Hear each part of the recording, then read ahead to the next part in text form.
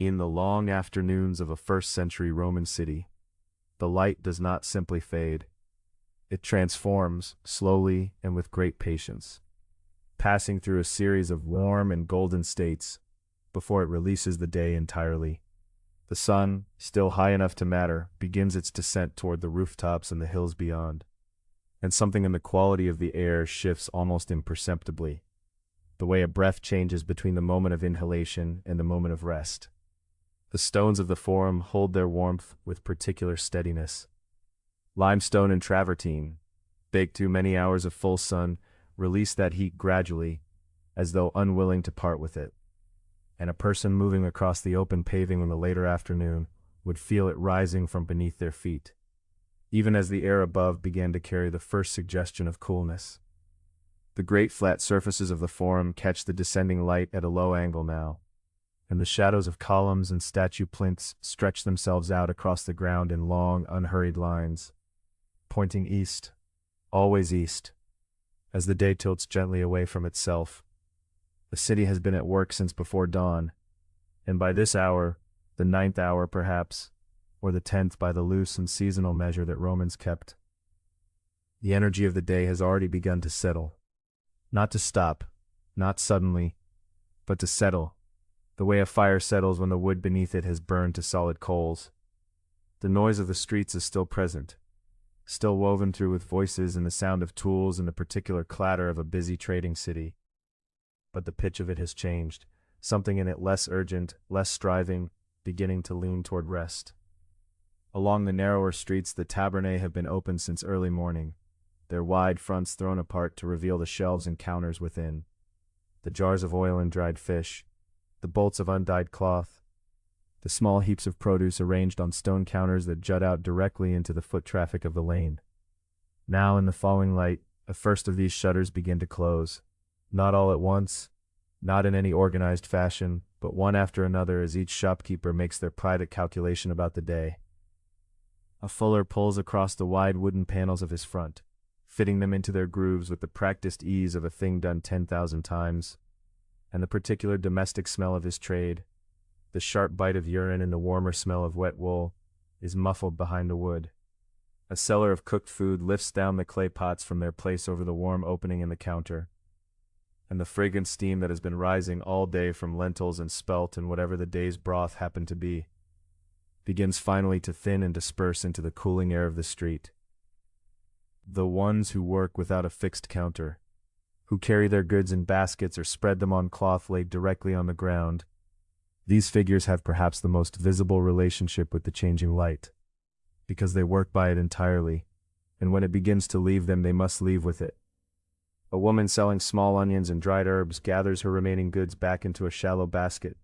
lifting it onto her head with the effortless balance of long habit. A seller of chickpeas tips his unsold portion back into a sack,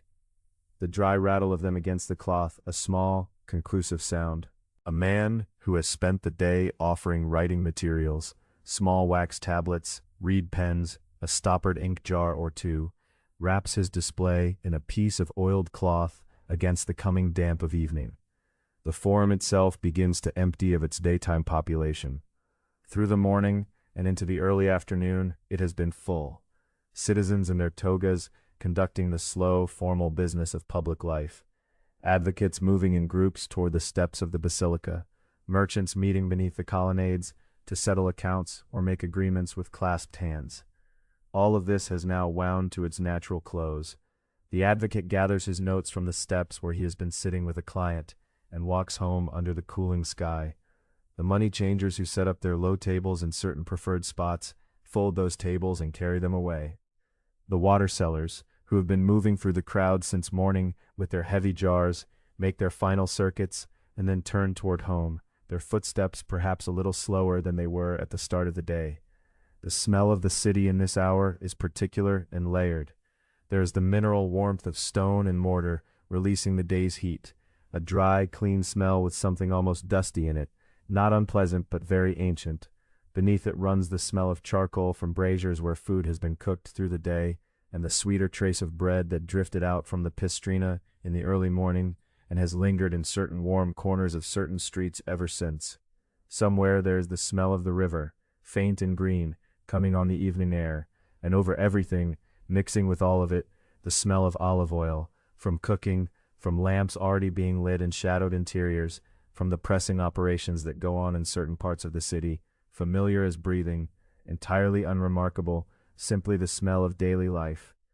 The shadows on the forum stones lengthen further, and now the sun is very close to the roofline to the west of the city, not yet gone, but going, and the upper stories of the taller buildings, the apartment blocks with their many small windows, are bathed in a horizontal reddish light, while the streets below them settle into a blue and quiet shade. Small birds that have spent the day in noisy argument along the cornices of the temples begin to fall silent in ones and twos, gathering themselves into stillness. A dog that has been sleeping in a patch of sun most of the afternoon shifts its position as the sun shifts, following the warmth a little further along the wall before the warmth gives out entirely. Children who have been playing in an open courtyard between two apartment blocks are called in by voices from upper windows, their bare feet loud on the worn stone of the stairs.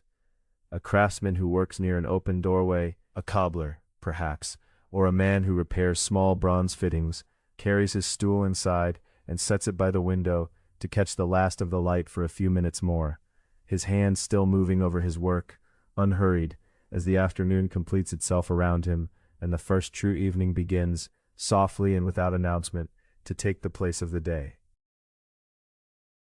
The Roman day had always been divided into hours, but these were not hours of equal and fixed duration in the way that a later age would come to understand them. The Romans counted 12 hours of daylight and 12 hours of darkness, regardless of the season, which meant that a summer hour of daylight stretched long and generous, full of warmth and time, while a winter hour of daylight was a shorter and more modest thing, compressed between a late sunrise and an early dusk. The hours bent themselves to the sun, and the sun, in its slow seasonal turning, bent them back again. There was something easy and organic in this arrangement, something that made the day feel continuous with the world that contained it, rather than imposed upon it. The sundials that stood in the forum and in the open courts of temples were the great public instruments of this reckoning. They were elegant objects, curved stone faces carved with careful lines that marked the passage of each hour as the shadow of an upright gnomon swept slowly across them. Throughout the long hours of a Roman afternoon, a man with a question about the time might glance at the nearest sundial and find his answer there, written in shadow and stone. But as the sun descended toward the rooftops to the west, the shadow that the gnomon cast began to lengthen dramatically, stretching out across the dial's lower markings, and when the sun finally dipped below the level of the city's built edges, the shadow vanished entirely. The sundial could say nothing more. Its day's work was finished. The last hour it had marked, the 11th or 12th hour of daylight, depending on the season, had given way to something that the stone face and the bronze pin could not follow. The evening had passed beyond the reach of the sun's geometry, and the city would now have to reckon its time by other means. Those other means were always more informal, more rooted in the sounds and movements of the city itself than in any instrument. The temple bells were among the most familiar of these signals. At certain sanctuaries a bell or a struck vessel of bronze would sound at significant moments of the day, and the tone of these, floating out across the rooftops and down into the narrower streets, had a particular quality in the evening air that differed from the same sound at noon. Sound carries differently when the stones have begun to cool and the air above them has grown quieter and denser. An evening bell in a Roman city would have seemed to travel further than a midday bell, spreading out through the warm dusk with a roundness and a resonance that felt, to those who heard it, like an acknowledgment of the hour's significance. The Forum, which had been the city's central stage for most of the daylight hours, was among the first places to formally complete its day. Legal proceedings in the Roman world were bound by the available light.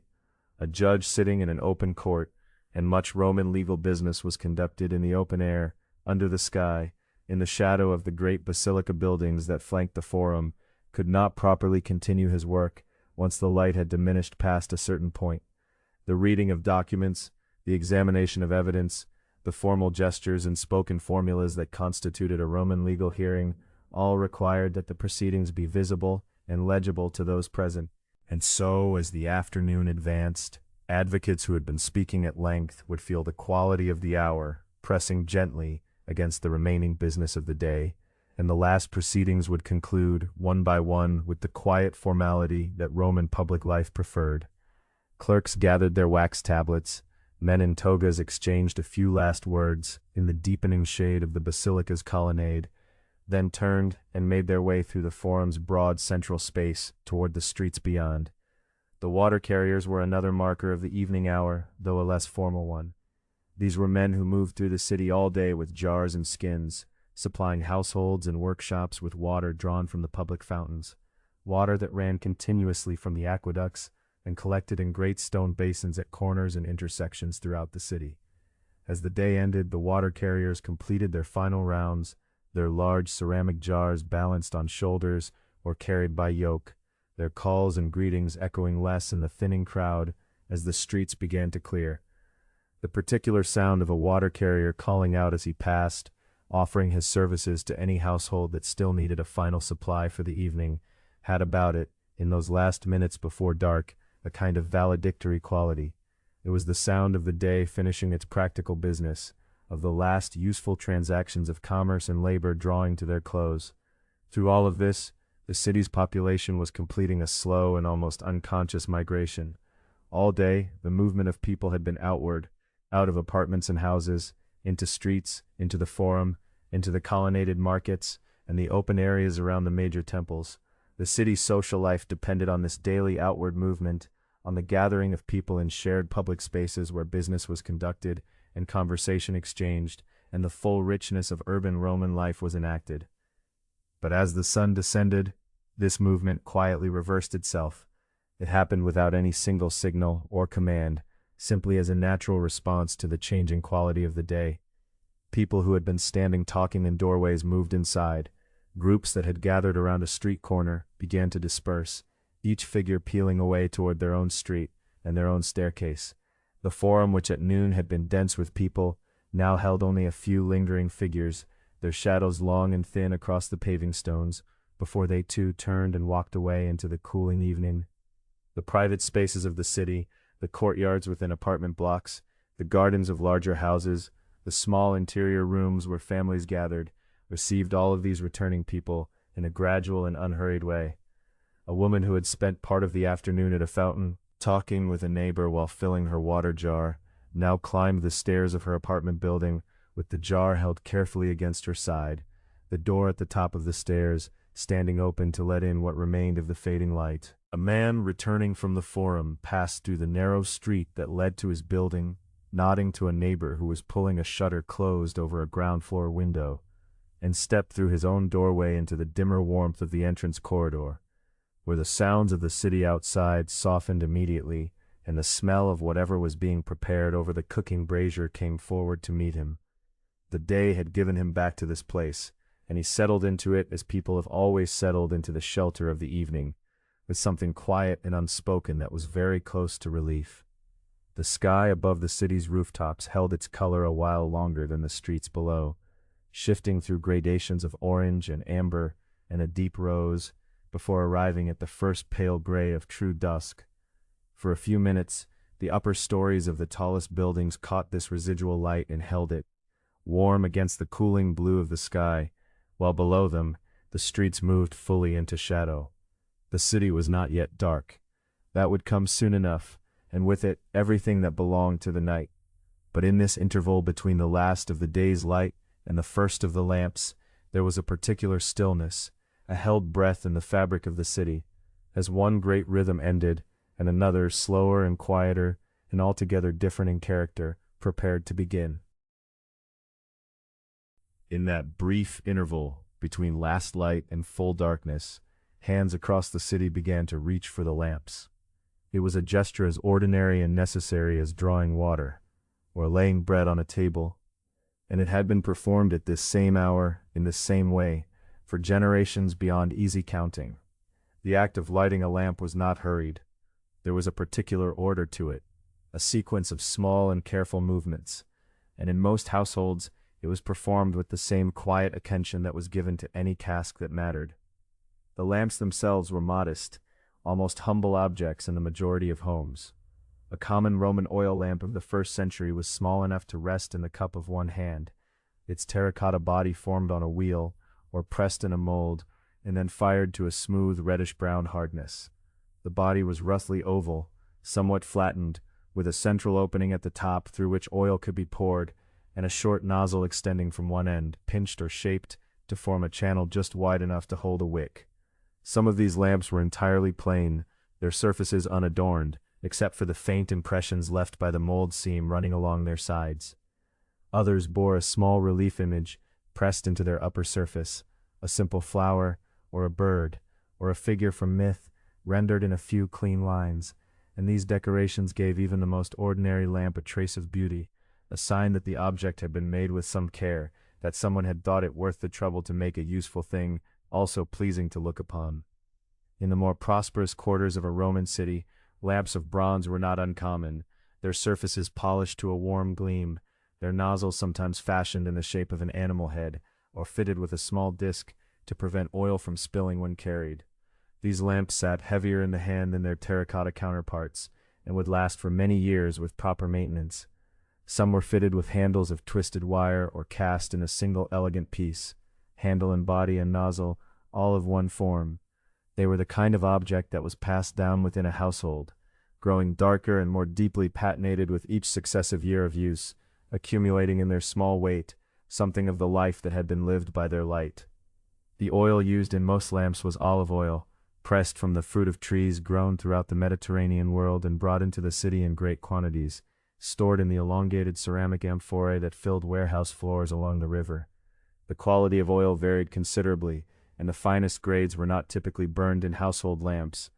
What went into the lamp's reservoir was more likely to be oil of a middling or lesser pressing, still capable of burning clearly and steadily, but not so refined as to be wasted in flame when it could serve better at the table.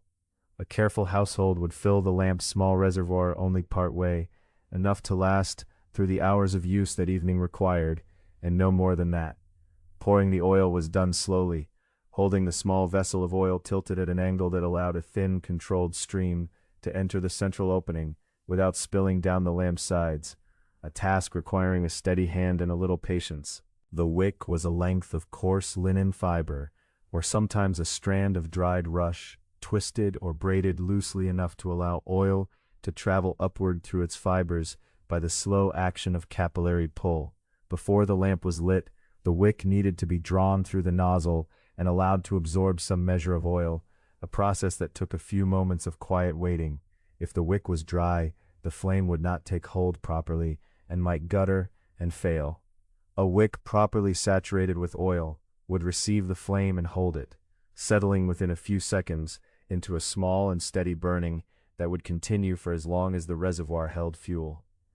The flame itself was brought by a taper, or a coal carried from an already burning fire. In many households, some source of fire was kept available through the day, the cooking brazier, the small altar where offerings were made, and from this source the first lamp of the evening was lit. A thin taper of rush, dipped in tallow, could carry a flame across a room without guttering, and from the lit lamp other lamps could be kindled in turn, so that the light moved outward through the rooms of the house in a slow, deliberate progression, each small flame passing its fire to the next. In a modest Insula apartment, there might be only one lamp, or perhaps two, and these would be placed with some thought to where their light would be most useful.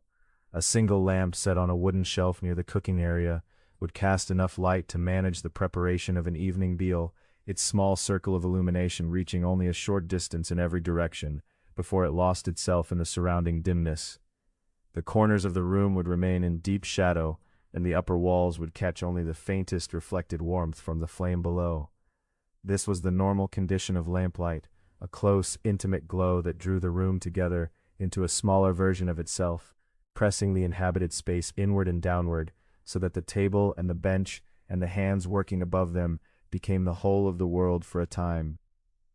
The smell that accompanied this light was characteristic, and not unpleasant once one was accustomed to it. Burning olive oil produced a warm, faintly fatty scent, something like the smell of a kitchen where food had been cooked in oil and the pan still held a residue of heat. There was depth to it, a slight richness, and it mingled in a Roman apartment with the other smells of the evening, the lentils softening in the pot, the wool of a cloak laid over a chair, the cold stone smell of the walls, to create something that was entirely of this place and this hour. Those who grew up breathing this air would carry some version of it in their memory for the rest of their lives, associated with the gathering of the household at the end of the day, with food and warmth and the sound of familiar voices. Across the city, in a wealthier Domus, the lighting of the lamps was a more elaborate undertaking, and one that fell to the household slaves rather than to the family itself. In a prosperous house with a colonnaded central garden, with a receiving room and a dining room and multiple sleeping chambers, there were many lamps to set in place, and many niches, brackets, and candelabra to receive them. The candelabra might stand as tall as a person, slender bronze columns rising to a spreading top where several lamps could burn at once, and these would be positioned in the corners of a room or along the sides of the colonnade to provide something approaching an even distribution of light. Even so, a Roman room lit entirely by oil lamps was never brightly lit in any sense that later centuries would recognize. The light was warm, certainly, and sufficient for the tasks of the evening, but it was also soft and unsteady, subject to the movements of air that passed through doorways and between columns, so that the flames leaned and recovered and leaned again in a slow, continuous oscillation. The effect of this moving light on the painted walls of a fine Roman house was one of its particular and unrepeatable qualities. The frescoed walls of a prosperous domus, their panels of deep red and ochre and dark green, their painted architectural perspectives, and their figures standing in shallow painted space, shifted continuously in the lamplight, the colors deepening and brightening as the flames moved, the painted figures seeming for a moment to lean forward or step back. A wall that in daylight appeared static and finished became at night something more alive, its surfaces responding to every small change in the quality of the flame. The mosaic floor caught the light differently, each small tessera holding its own reflection of the nearest flame, so that to look down at the floor of a lamplit room was to see hundreds of tiny fires all burning together in a flat and silent constellation. A slave moving through these rooms with a taper, lighting each lamp in succession and adjusting each wick with a small bronze pin kept for the purpose, would finish the task and withdraw without a word, leaving the rooms to their new condition, quiet, warm, each corner settled into its proper degree of shadow, the air carrying that familiar smell of oil and flame that meant the night had properly begun. Across most of Rome, however, the evening did not begin in painted rooms with mosaic floors and the quiet movement of slaves carrying tapers through colonnaded corridors. Across most of Rome, the evening began in the Insula, the great multi-story apartment buildings that rose 4 and 5 and sometimes 6 stories above the streets, their upper floors leaning slightly toward one another across the narrow lanes below, their walls of brick and timber and plastered rubble housing thousands upon thousands of ordinary men and women and children, in rooms stacked one above another, like the layers of a city compressed into a single building. The Insula after dark was a world of layered sound.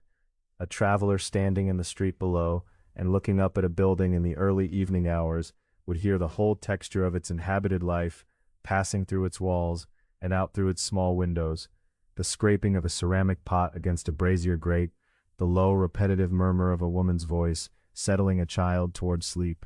the shuffle of sandaled feet crossing a timber floor somewhere on the 3rd story, the brief cry of an infant quickly hushed, the steady creak of a wooden stair as someone descended carrying something, the faint ring of a ladle against the rim of a cooking vessel. These sounds did not crowd one another, but came and went in easy succession,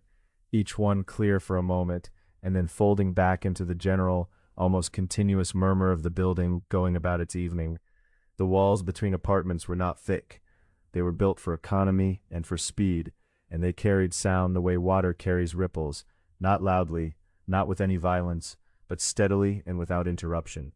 A family on the 4th floor, settling in around their small iron brazier, would hear without any particular effort the conversation of their neighbors through the wall to their left, not in words, but in the warm, low register of voices at ease, the particular sound of people talking about nothing urgent in the last of the evening. To one side there was perhaps the smell of garlic warming in oil, and from below came the sharper, earthier smell of lentils long simmered, a smell that moved through the floor planking and up through the gaps around the stair treads, and arrived in the upper rooms softened and diffused, more a sensation than a distinct odor, the suggestion of warmth and nourishment rising through the building like heat itself. The evening meal in an Insula apartment was a modest thing, prepared with care and without haste, on a small portable brazier that a household might carry to the window in warmer months or draw close to the center of the room when the nights turned cool. The brazier held charcoal, or sometimes compressed fuel made from the pressed residue of olive oil production, and its heat was sufficient to warm a simple pot, a ceramic vessel rounded at the bottom and made to sit in the curved iron of the grate, in which lentils or chickpeas might be simmered with onion and oil, and whatever herbs a household kept in small clay pots on a shelf. There was bread, purchased earlier from one of the neighborhood's many bakeries, and perhaps olives preserved in brine and kept in a small jar that lived on the same shelf beside the herbs. Wine was mixed with water and poured into plain cups, and the meal was eaten sitting on low stools or on the edge of the sleeping pallet. The family gathered close in the small pool of warmth and light that the brazier and the single lamp together created at the center of the room. Children in these apartments settled toward sleep early in the evening. The sleeping pallet, a frame of wood strung with rope or leather, or sometimes simply a mat of woven rushes laid on the floor, would be pulled into whatever position gave the most warmth, close to the brazier but not near enough for concern. A child might be wrapped in a length of wool and laid down with a murmured word, and the small body would grow still without much resistance, worn through by a long day of city sounds and movement. Older children might lie awake a little longer, listening to the voices of the adults low above them, hearing without comprehension the particular texture of grown conversation, the names of people from the neighborhood, the mention of prices, the sound of a disagreement gently resolved, until the words dissolved into the general warmth, and the child's eyes closed, and the breathing deepened and slowed. The lamp on its shelf, or in its small niche in the wall, cast light that reached, perhaps, to the edges of the room and no farther. The walls of an Insula apartment were plastered and whitewashed in most cases, and the whitewash caught the lamplight and reflected it back gently, so that the room was not as dark as it might otherwise have been. A soft, even illumination settled over everything, warmer at the center near the flame, and fading gradually toward the corners where shadows pooled like still water. The lamp itself was a modest thing, terracotta almost certainly, small enough to fit in the palm of a hand, its wick a twist of linen or rush, that drank the olive oil from its shallow reservoir and gave it back as light with a slowness that was almost reluctant, as though the flame were measuring out the evening hour by hour. When the oil ran low, the flame would begin to gutter and sink, the light would amber and contract, and a careful householder would add a small measure more from a ceramic flask kept nearby, tipping it slowly so as not to spill and not to flood the wick, restoring the flame to its earlier steadiness. Somewhere above, on the 5th floor perhaps, another lamp guttered in just that way. There was a trembling of light visible at the edge of a window, a brief dimming, and then the steadiness returning. The upper floors of an Insula were in some ways the quietest, and in other ways the most inhabited, their rooms smaller and their ceilings lower, and their air warmer in summer and colder in winter. But at this hour they were simply floors where people lived very close to one another, and where the sounds of one household blurred gently into the sounds of the next. A woman's voice rose briefly in the particular cadence of a lullaby, not melodic in any trained sense, but repetitive and low, the same short phrase returning again and again with small variations. And then it ceased, and there was a settling, a collective easing, as though the whole floor had exhaled together. The wooden staircase that connected the floors of the Insula creaked with a regularity that had become, over time, as familiar as the sounds of the street below. Each tread had its own particular voice, a dry squeak on the 2nd step, a lower groan somewhere near the landing of the 3rd floor, a sound almost like a sigh on the top flight, and these sounds were so constant and so known that they no longer startled anyone, but instead served as a kind of clock, a way of knowing without looking up whether it was a neighbor returning late from a tavern, or a child going to fetch water from the vessel kept on the landing, or simply the building itself shifting and settling as the night air cooled the timber. By the middle of the evening, the stair was mostly quiet. The building had gathered itself inward. The noise of the street below, which had been considerable all through the afternoon and into the early evening, the last vendors calling, The shuffle and clatter of feet on paving stone, the voices of men standing in doorways, had diminished to something occasional and faint. A cart passed at intervals, the rumble of its wheels on stone rising briefly through the building's walls and then receding. A voice called out from somewhere down the street and received an answer from further away. And then there was nothing for a time but the small sounds from within the building itself, and the slow, warm, collective breathing of its many hundreds of lives settling into the long, untroubled hours of night. Across the city, in a quarter where the streets were somewhat wider and the buildings lower, where the doorways were flanked by painted plaster and the thresholds worn smooth by decades of careful foot traffic, a very different kind of household was completing its own passage into evening. The prosperous Domus stood behind its street-facing wall with a particular kind of quiet self-possession. Its rooms arranged inward around the atrium and the garden beyond, turned away from the street as if the city outside were a thing of only partial concern. What mattered here was interior, the arrangement of rooms around open sky, the movement of lamplight through colonnaded spaces, the slow and orderly winding down of an evening that had been, by any measure, a generous one. The Senna had begun some hours earlier, as it did in most households of means, in the middle to late afternoon, and it had unfolded in the long, unhurried way that such meals were intended to unfold. The triclinium, the dining room, lay just off the atrium, its walls painted in deep ochre and muted red, the panels between the painted columns showing birds among leafy branches and small mythological figures rendered with a fine, careful brush. The couches arranged around the low central table were padded with wool cushions dyed in warm terracotta and faded blue, and the guests who had reclined upon them through the evening had done so in the comfortable posture of people who had nowhere else to be and no reason to hurry. The meal itself had moved through its courses with the ease of a household accustomed to entertaining. Olives and salted fish to open, then a succession of dishes brought in by slaves who moved quietly between kitchen and dining room, their feet finding the familiar path through the atrium without need of instruction.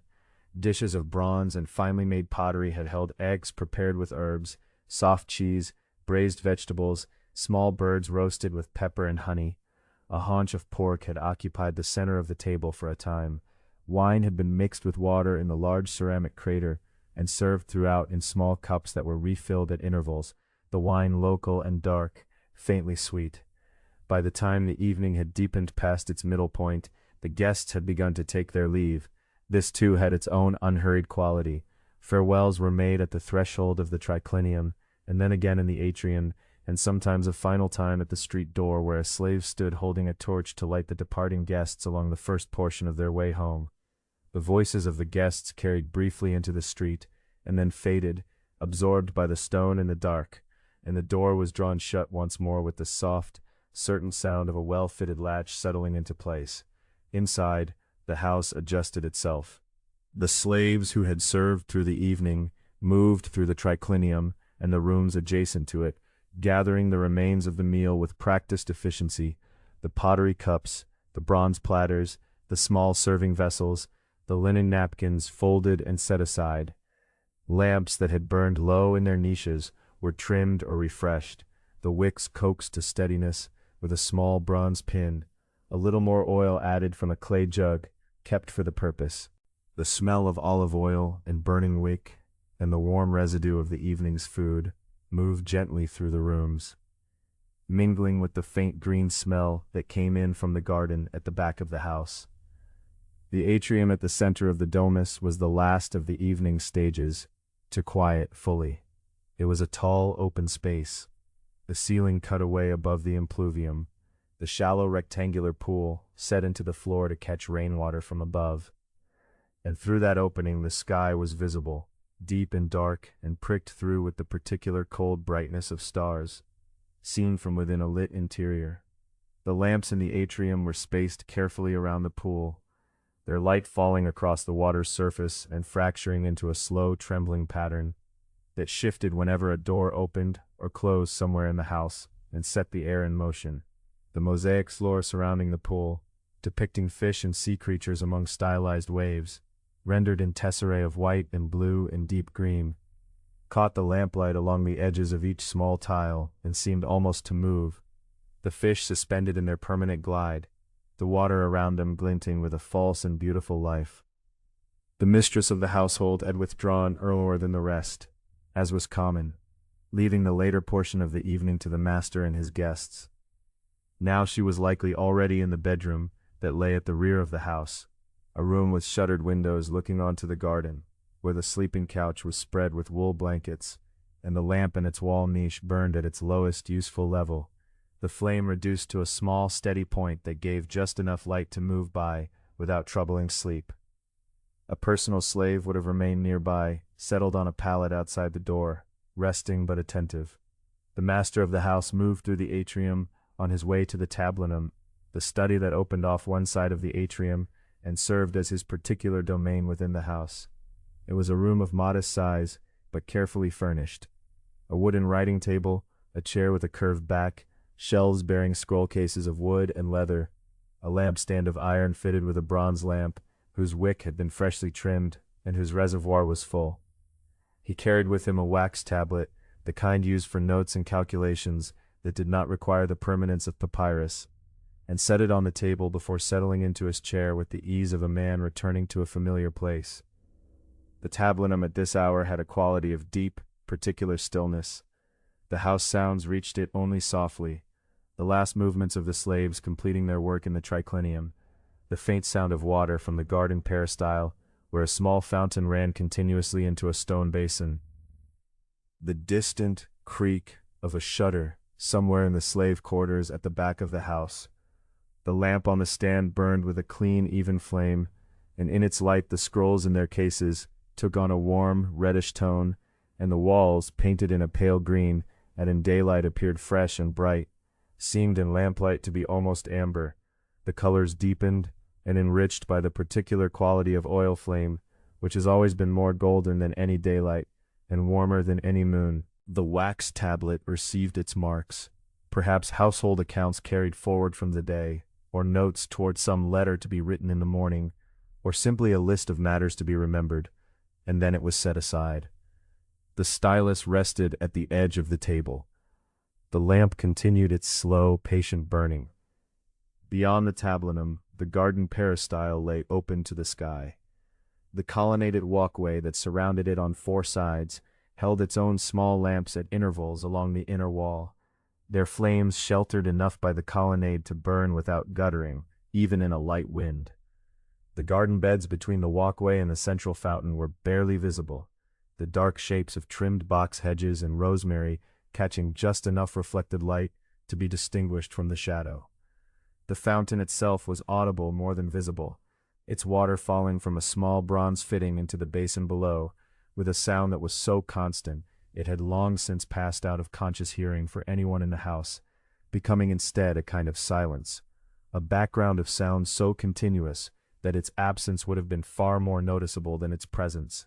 The stars above the garden's open rectangle were steady and numerous. The night was clear, and the air that came down into the peristyle from above carried with it the particular coolness of a Roman night in the deep part of the year, clean and faintly mineral, carrying the smell of stone, and somewhere far away the smell of water. The fountain answered it from below. One by one, the lamps in the outlying rooms of the Domus were extinguished or allowed to burn down to nothing, as the slaves completed their work and withdrew to their sleeping places. The atrium lamp was reduced, but not extinguished. It was the practice in many households to keep at least one lamp burning through the night, as a precaution and a comfort, its small flame reflected in the impluvium pool, steady and patient, keeping its quiet watch over the sleeping house. While the prosperous household settled into its stillness, and the Insula floors grew quiet above their sleepers, the streets of the city were undergoing a transformation of an entirely different kind. It was a change that came at roughly the same hour each night, as reliable and inevitable as the setting of the sun itself, and it had been coming for as long as most living Romans could remember. Longer, in fact, stretching back through generations to an ordinance attributed to Julius Caesar, a regulation of such practical good sense that it had endured through the reigns of many emperors without fundamental alteration. The rule was simple in its structure, if remarkable in its effect. Wheeled vehicles of significant size, The heavy carts and wagons that carried the materials of daily life and the infrastructure of the city itself were forbidden from the streets of Rome during the daylight hours. The reason was plain enough to anyone who had ever attempted to walk through the narrow lanes of a Roman neighborhood at midday, when the streets were already crowded with pedestrians, with street vendors in their portable stalls, with men conducting business in doorways and porticos, with school children and slaves on errands, and physicians making their way between households. To have added to this throng the broad, rumbling bodies of ox-drawn freight wagons would have been to make the streets impassable entirely. And so the carts were kept out, held at the city's margins or in yards beyond the gates, waiting with their drivers and their animals for the hours of permitted entry to arrive. Those hours were the night hours. And so as the city quieted in one respect, as the voices fell away and the footsteps thinned and the tabernae sealed their shuttered fronts, it filled again in another, with a sound so different from the daytime noise that it seemed almost to belong to a separate city. The low, continuous rumble of heavy wheels on stone. The sound began at the edges, where the roads led into the city from the surrounding countryside and from the river. The Tiber had received its barges during the afternoon, and the goods that had come down from Ostia, grain and heavy sacks, amphorae of oil and wine, bales of wool and imported timber, had been waiting on the riverbank docks for the hours to turn. Now the carts were loaded in the last of the evening light or in the early dark, drivers checking the securing ropes and the balance of their loads by the light of lanterns hung from the cart frames or held by assistants. The oxen were patient creatures, broad and slow, accustomed to this rhythm of waiting and then moving, and they stood in their traces without complaint while the final sacks were stacked and the ropes were drawn tight. And the sound of them moved with them into the city. The wheels of a heavily laden Roman cart were not a gentle sound. They were large wooden wheels, often iron-rimmed, and they met the uneven surface of the paving stones, those great fitted blocks of basalt and limestone that lined the Roman streets, with a constant, irregular percussion, a deep and rolling clatter that traveled through the stone itself and could be felt as much as heard in the walls of buildings along the route. The axles, wooden and sometimes imperfectly greased, contributed their own voice to this, a rhythmic creaking, lower in pitch than the wheel noise, that rose and fell as the load shifted on rough sections of road. These were not quiet vehicles passing through a quiet city. They were substantial, purposeful things, and they announced themselves with great frankness as they turned from the wider arterial roads into the narrower lanes of the residential quarters. A driver with a cart, loaded with building stone, great blocks of tufa or travertine, intended for a construction site somewhere deeper in the city, would have needed to navigate passages barely wider than his cart's full span, guiding the oxen with a steady familiarity, built from years of repeating the same routes, knowing which corners required a wide approach and which low archways had to be cleared with care. The smell of the oxen came with the carts, a warm and not unpleasant animal smell, thick with the scent of hay and the particular dusty warmth of large bodies in motion. It filled the streets through which they passed, and drifted in at window ledges and through the gaps around closed shutters, noticeable to any light sleeper in the apartments above, but recognizable enough to require no alarm, simply the smell of the night's commerce, as familiar and unremarkable as any other texture of city life. The lanterns that the cart drivers carried or hung from their frames were small and practical things, iron or bronze bodies holding a candle or a small oil lamp, fitted with a pane of thinly scraped horn or with stretched oiled cloth that allowed the light to pass while protecting the flame from the movement of the air. They gave off a warm, unsteady light that swung with the motion of the cart, casting moving shadows across paving stones and doorways in the lower portions of building walls. A street with 3 or 4 carts moving through it in succession had a kind of flickering, processional quality to its illumination, each set of lanterns advancing and then receding, leaving the stones briefly dimmer before the next pair of cart lights rounded the corner. The drivers called to one another, and occasionally called ahead into the darkness around corners they could not see, short practical shouts that served as both warning and navigation, the established language of men sharing narrow streets in poor light. When 2 carts met in a lane, too tight to pass, which happened with some regularity, given the geometry of the older parts of the city, where streets had grown rather than been planned, There was a process of negotiation and careful maneuvering, one driver backing his oxen while the other edged forward, inch by inch, until the carts had cleared each other and both could continue on their ways, handled without great frustration, part of the ordinary texture of the work.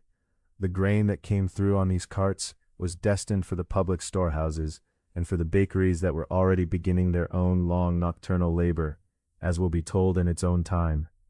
The wine and oil in their tall ceramic amphorae, each one sealed with a stopper of cork or play and marked with paint to indicate its contents and origin, were bound for the tabernae that would sell them in the morning or for the larger households that received their supplies in bulk.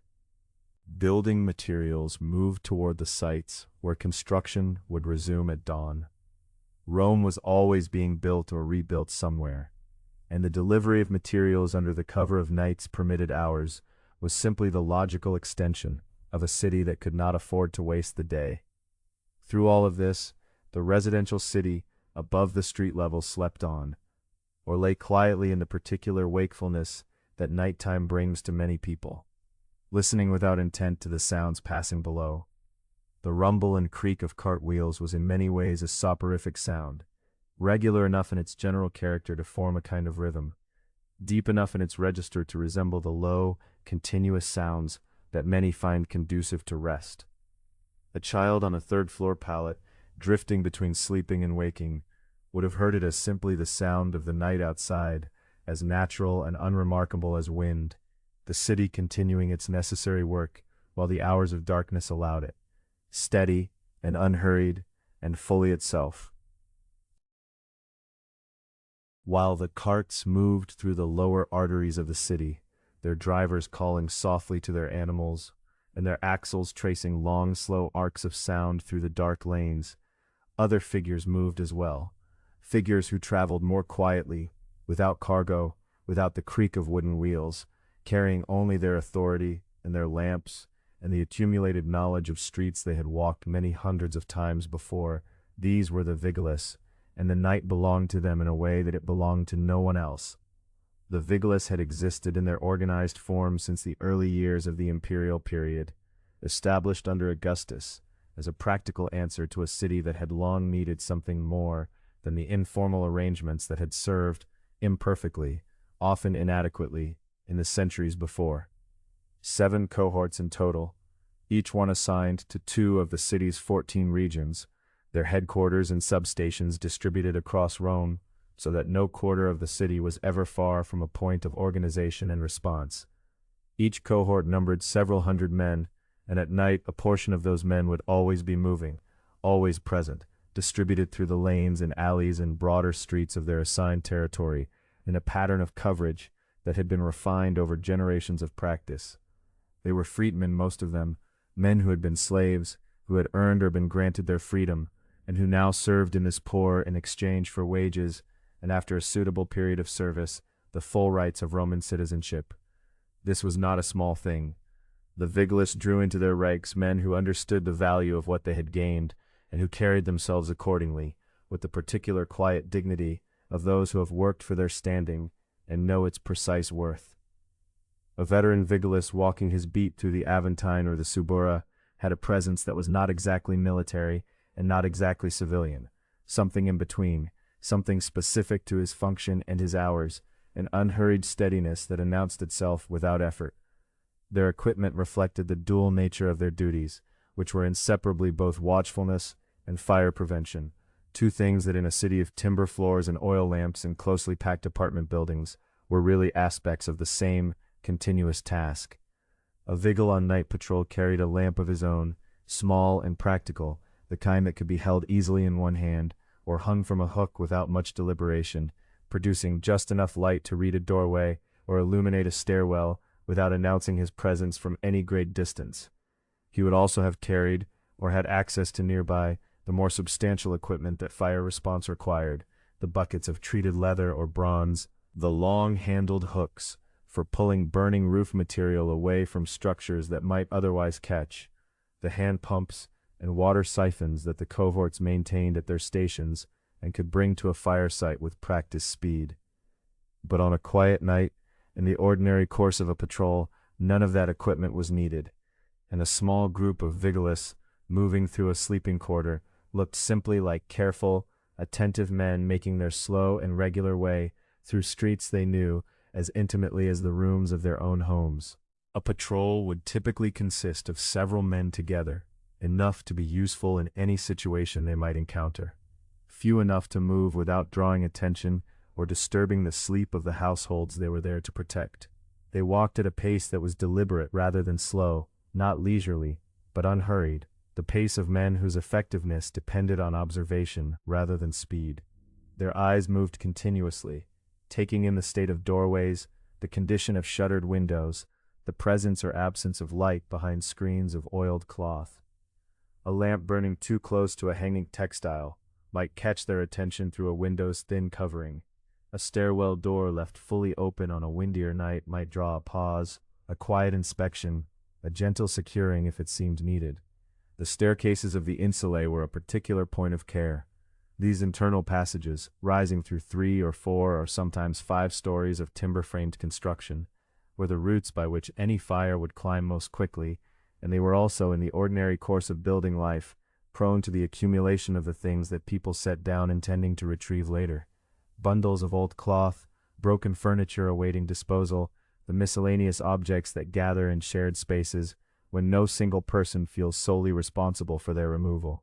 A vigil checking a stairwell by lamplight, nudging a bundle of rags aside with his foot, was performing an act that might seem trivially small in the moment, and yet contributed, across thousands of such acts across hundreds of nights, to the general safety of the city in the hours when fire was both most likely and most dangerous. Beyond the practical work of checking and observing, there was also simply the being present, the knowledge, held by the residents of every quarter, that men were moving through the streets, that the dark was not unwatched, that the city during its sleeping hours was not simply abandoned to chance.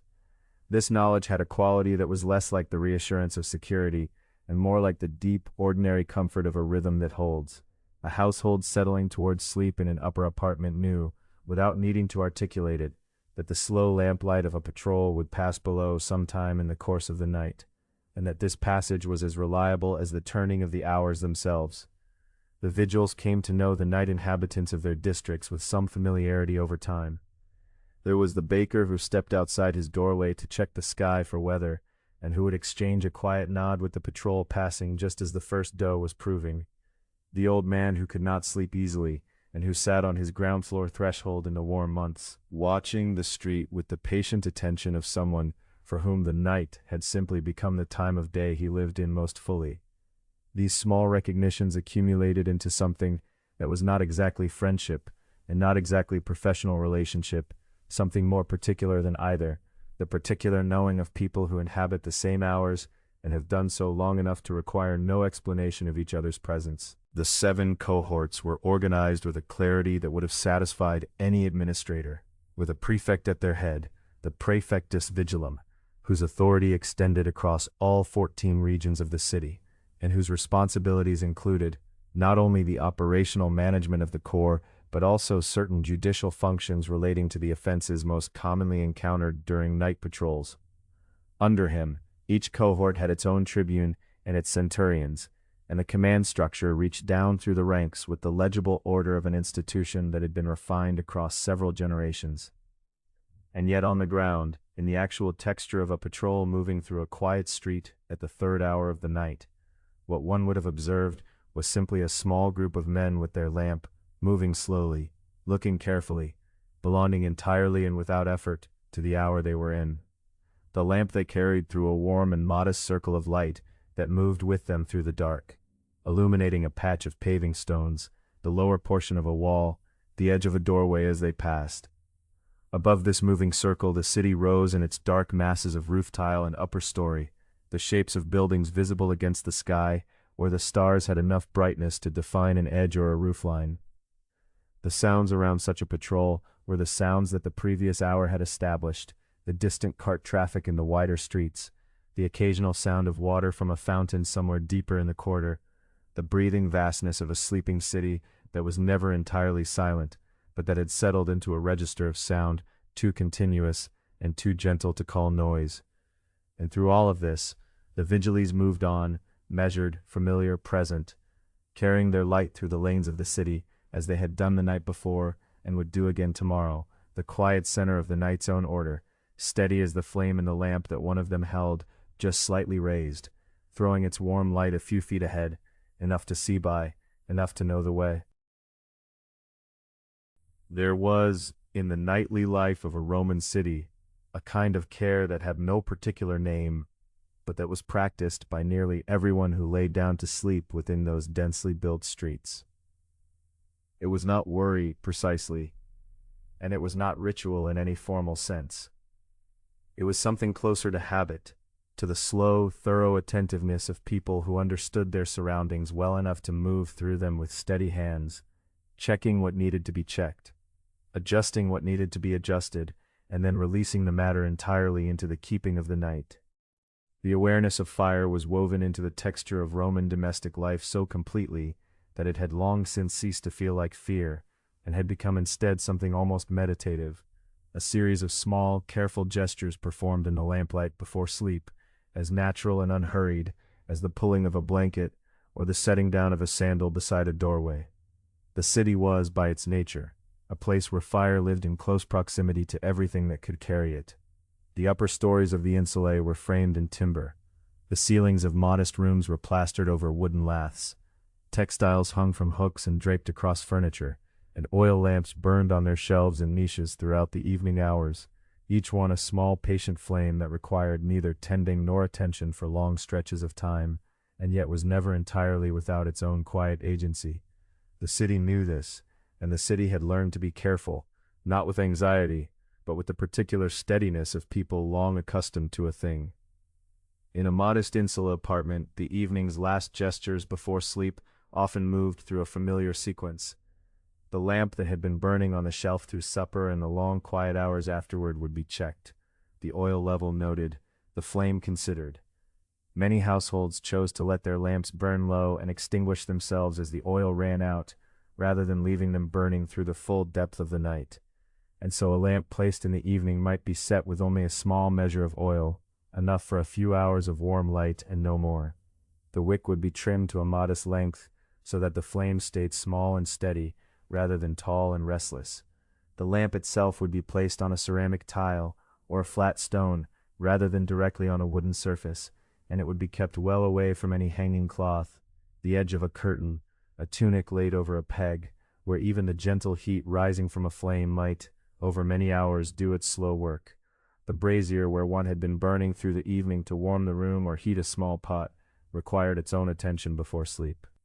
The coals in a household brazier were often dampened with a careful pour of water, or smothered by drawing the ash over them, so that the heat subsided into a dull and manageable warmth, rather than continuing to burn with any liveliness through the night. A brazier fully extinguished before sleep was the safest arrangement, and in the warmer months, this was done without any particular regret. In the cooler season, when some warmth through the night was welcome, the coals might be reduced, but not entirely quenched, left as a low and baked glow rather than an active fire, and the brazier itself would be positioned on the stone floor well away from the pallets and mattresses arranged around it, near the stairwells of many buildings, and particularly in the insulae, where many families shared the common spaces of a landing or a corridor. Water vessels were kept as a matter of course. Large ceramic amphorae, or wide-mouthed jars, filled and replenished regularly, sitting in the slight coolness of a stone alcove, ready without announcement. Their presence there was so ordinary that a person passing them a dozen times a day might not consciously notice them, and yet they belonged to a system of quiet preparedness that the city maintained through sheer collective habit. A landlord of any responsibility would ensure these vessels were kept full. A building superintendent, where one existed, would check them as part of the regular order of his duties. The Vigiles, moving through their rounds as the previous hours had described, were themselves the outermost expression of this same habitual care. Their buckets, the situlae of leather and bronze that each man carried or had close at hand, and the long-handled hooks they used to pull burning material away from walls and door frames, were not instruments of emergency, so much as they were instruments of readiness, carried as a lamp is carried, because the night requires it, and because having the thing in hand is simply part of knowing how to move through the dark. When a Vigiles paused to note that a lamp had been left burning too near a doorframe, or that a cloth had been left hanging too close to a niche where oil was kept, he might knock at the door and speak to whoever answered, not with urgency, but with the calm authority of a man whose business it was to know these things, and whose knowledge was in most cases received without offense by the householder who opened the door, rubbing sleep from their eyes, and then went back inside to move the lamp or take down the cloth. The building materials of the city helped in their own way. Terracotta roof tiles sat over the timber framing of rooftops and slowed the spread of any fire that reached them. The plastered walls of apartments, white or colored over their coat of lime, held their surfaces with a resistance to flame that bare wood could not offer. Courtyards and open atriums broke up the continuous built fabric of a property and gave any fire a natural pause in which its momentum might diminish. None of these things guaranteed safety, and the city knew from long experience that a fire moving through a dry building in a narrow lane could become serious very quickly. But the accumulated effect of all these precautions, the dampened braziers, the carefully placed lamps, the water vessels, the tiled roofs, the plastered walls, the steady patrols of the Vigiles, was a city that passed through most of its nights without incident, its fires contained within their proper vessels, burning warmly and steadily, and doing the gentle work for which they were intended. In the deepest hours of the night, when the last conversations in the upper stories had ceased, and the breathing of sleepers had settled into its long, unconscious rhythms, the lamps that remained burning did so quietly, small flames in their ceramic bodies, their oil consumed slowly and with great patience. The light they cast barely enough to show the outlines of the room, the shape of a sleeping figure, the dull gleam of a water jar on its shelf. The city rested in its own warmth. The Vigiles walked their steady circuit through the outer dark. The tiles lay cool on the rooftops above, and the night continued on its way, orderly and unhurried, as it did on most nights, the long accretion of small, careful habits, holding everything together, in a silence that was comfortable and unbroken. While the sleepers of the city lay in their long stillness, and the vigils moved unhurried through the outer streets, there were places in almost every neighborhood where the night was not quiet at all, where lamplights spilled from low doorways, where the air was thick and warm and fragrant, and where the work of the coming day had already been underway for several hours. These were the Pistrina, the Bakeries of Rome, and in the deep middle of the night, they were among the most purposeful and industrious places in the entire city. A Roman pistrinum was not a small or simple operation. It was at once a mill and a bakery, a place where raw grain arrived and finished bread departed, and the transformation between those two states required labor that could not wait for daylight. Bread was needed at the first hours of the morning, when the city stirred and the population of the Insula began its long hungry day, and so the work of making that bread had to begin many hours before, in the darkness, by lamplight, in rooms that grew steadily warmer as the ovens climbed to their proper heat. The mill room of a large pistrinum was a remarkable space. Several great millstones stood in a row, each one a pair, the lower stone the meta, rising to a blunt point, and the upper stone the catillus, fitted over it like an hourglass, its wide flaying top forming a basin into which grain could be poured. These were not small instruments. The stones were of volcanic basalt, dense and sharply abrasive, quarried from deposits around Orvieto and other regions where the rock had just the right roughness to break grain efficiently without grinding it too fine. Each stone stood roughly as tall as a man's waist, and each required considerable force to set turning. That force in the deep hours of the night was presided by donkeys. The animals were fitted with a wooden beam that attached to the upper stone, and they walked their slow circles in the mill room, heads low, hooves finding the worn groove in the stone floor that generations of animals before them had already cut into the surface. It is likely that the donkeys worked in shifts, some resting in the small stable adjoining the mill room, while others kept the stones turning. Their pace was unhurried and steady, a kind of patient mechanical rhythm that once established could continue for hours without interruption. The sound of it was distinctive, a deep, continuous grinding, felt as much as heard, a low vibration that passed through the walls of the pistrinum and out into the street, where it would have been one of the characteristic sounds of a Roman night, absorbed into the background by those who live nearby, and yet always present, always steady, like the turning of the world itself. Grain poured into the basin of the upper stone, was drawn down through the narrow gap between the two surfaces, and emerged at the outer edge as flour, falling onto a stone shelf or a wooden tray arranged to catch it. This flour was not yet ready for baking. It emerged from the stones mixed with fragments of the outer husk, with occasional small grit from the stone itself, with all the variation that comes from grain that has been stored and dried and travels differently through a mill on different nights. And so the flour was sifted carefully by a worker sitting or crouching beside a low table, working the meal through a sieve of woven cloth or fine mesh, passing it again and again until what remained in the bowl was smooth and relatively uniform, fine enough to hold together when water was added to it. This sifting was done by lamplight, a small flame set close enough to illuminate the surface of the flour without being disturbed by the movements of the sieve. The worker would have learned over many nights exactly how the flour should look at this stage, its particular whiteness in lamplight, the way it held a shape for a moment when pressed, before settling, the feel of it between thumb and fingers. This knowledge was not written down anywhere. It was carried in the hands and in the body, accumulated through repetition, reliable in the way that only long practice can make a thing reliable. From the mill room the flour moved to the mixing vessels. These were large, heavy ceramic containers, wide-mouthed and thick-walled, set on low stands or directly on the floor of the workroom.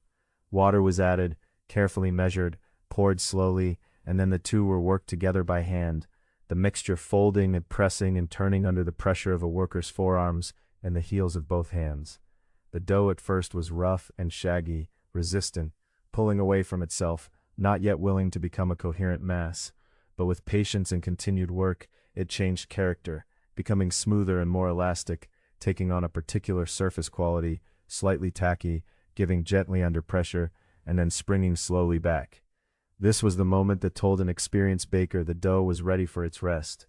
In many Pistrina, some kind of leavening had been incorporated, a portion of old fermented dough kept back from the previous batch, added to the new mixture to start the slow process of rising.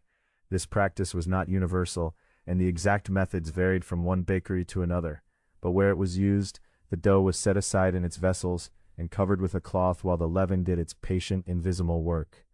During this interval, the bakery continued its other preparations, and the work of the mill room went on, and the room filled gradually with the smell that is one of the most characteristic of all the smells of food, the warm, slightly sour, yeasty fragrance of fermenting dough, rounded at its edges by the scent of flour, and the faint mineral smell of the stone mill, all of it suspended in air that had grown noticeably warm from the oven beginning to heat nearby.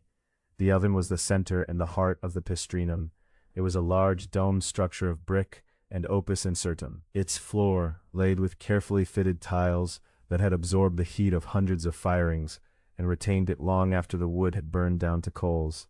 Stoking the oven to proper baking temperature was a skill of its own, requiring a careful reading of the fire, the color of the flames as they played against the dome, the state of the coals, the particular quality of the heat that came back when a hand was held briefly at the mouth of the oven. Wood was fed in through the low opening, hardwood that burned long and hot, and the oven was allowed to climb slowly to its working temperature over the course of an hour or more. The light of the oven fire was different from lamplight, ruddier, more unsteady, casting the faces of the workers in warm orange and deep shadow as they passed in front of it, making the room behind them appear darker by contrast. The crackling and settling of the oven fire was another layer of sound in the bakery's nighttime composition. Beneath it, always, was the grinding of the millstones. Above it, intermittently, came the soft, rhythmic slap of dough being worked against the mixing table, a particular sound made when a mass of dough was lifted and brought down firmly, folding and stretching it, developing the structure that would hold it together in the oven's heat. And threading through all of these sounds were the quieter ones, the brush of a cloth over a sieve, the soft tread of a worker crossing from one part of the room to another, the occasional low sound of one of the donkeys shifting its weight in the mill room, the small hiss of water evaporating from a wet cloth laid over a vessel. The smell of the Pistrinum drifted outward through its open doorway and into the street, mingling with the cooler night air and carrying some distance before it finally thinned and dispersed. People sleeping in apartments on the upper floors of nearby Insulae would have drawn this smell into their breathing without waking, without knowing it, the warm, yeasty, slightly smoky fragrance of bread and its becoming, drifting up through the dark air as a kind of gift that the night offered to the sleeping city, the particular comfort of work being done on behalf of everyone, steady and unhurried, in the warm lamplight of the bakery, while the rest of the neighborhood slept on. The bakery was not the only place where lamplight burned through the deep hours, and the bakers were not the only workers whose labor quietly sustained the city while it slept. If one were to move through the streets in those still middle hours of the night, passing beyond the warm glow of the Pistrinum's doorway and continuing along the lanes and alleys of the quarter, other small lights would become visible. A flicker behind a half-shuttered window here, a slow orange glow at the end of a courtyard there, each one marking a place where someone was awake, occupied, purposeful, tending to work that the daylight hours did not always accommodate. Among the most common of these nighttime presences were the fullers, the workers of the fullonica, whose trade involved the cleaning, finishing, and preparation of woolen cloth. Fullers' shops were a familiar feature of any Roman city street, recognizable in the daytime by their stone treading vats sunk into the floor at the shop's edge, arranged in a row and filled with water mixed with fuller's earth, or with the alkaline substances that centuries of Roman practice had found effective at lifting grease and dirt from wool. By day these vats were worked by the fullers themselves, standing knee-deep in the liquid and treading steadily with their feet, their weight pressing the cloth down and working the cleaning agents through its fibers in a slow, rhythmic process that required patience and strength in roughly equal measure. But the preparation of the cloth did not end with treading. The soaking and rinsing that followed, the long soak in clean water to remove all traces of the cleaning agents, the wringing and the hanging and the slow drying, these were processes that extended across many hours, and it was not unusual for a fuller's shop to remain partly active well into the night, with workers tending cloth that had been set to soak in the afternoon, checking on the progress of large pieces left to hang in the interior, or beginning the initial soaking of a new batch of garments that would be ready for treading by morning. At night the fullonica was a quieter place than it was during the working day. The treading vats might be still, their surfaces undisturbed, the cloth resting in its long soak while a single lamp burned on a shelf above the nearest vat. A worker might sit nearby on a low bench, not idle, but occupied with something small, the mending of a tool, the folding of a finished piece of cloth that had finally dried to the right degree of stiffness, the careful brushing of a woolen garment across a wooden frame set with the dried heads of teasel plants, whose fine hooked bristles raised the surface of the nap in a process that gave the finished cloth its softness. This was slow work, meditative almost, the hand moving the brush in long, even strokes across the cloth while the lamp flame barely trembled. The smell of the fullonica at night was its own particular thing, not unpleasant, but dense and mineral. The faintly sharp smell of the cleaning vats, the earthier smell of wet wool drying slowly, and beneath it all the dusty warmth of the lamp oil, steady and small. Not far away, on the outskirts of some neighborhoods where the risk of fire and the need for space made certain trades more welcome at a remove from the most densely inhabited streets, a potter might be keeping watch through the night hours beside a kiln. The firing of ceramic vessels, the lamps themselves, the bowls and jars and amphorae that were part of every household's daily life, the fine red-slip tableware that graced the tables of wealthier families, was a process governed entirely by heat and time, and the management of a kiln fire through its critical hours was work that could not simply be left. The potter or one of his workers would have loaded the kiln some hours before, stacking the unfired pieces carefully in the interior so that the heat would reach them evenly, and then the fire would have been built beneath them and slowly, carefully brought up to the temperature at which the clay would transform, where the fine particles would fuse together and the surface would take on its particular character, its color, its slight sheen.